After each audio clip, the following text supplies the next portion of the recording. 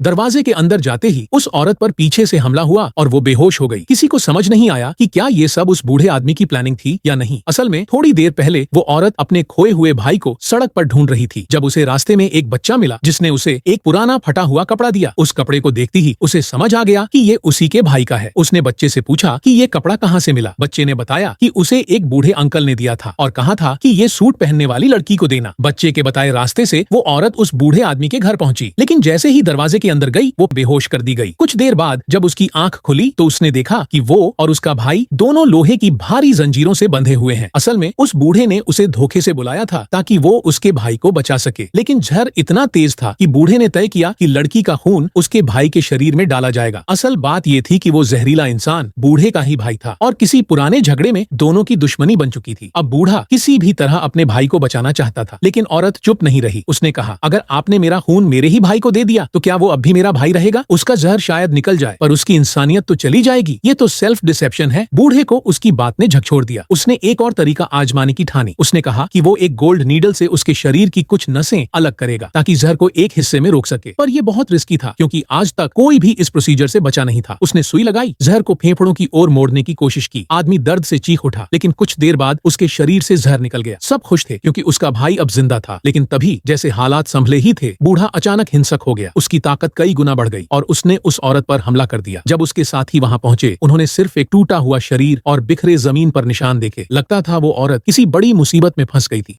ऐसे ही मजेदार स्टोरीज के लिए सिगार वाले भैया को सब्सक्राइब करना ना भूलें।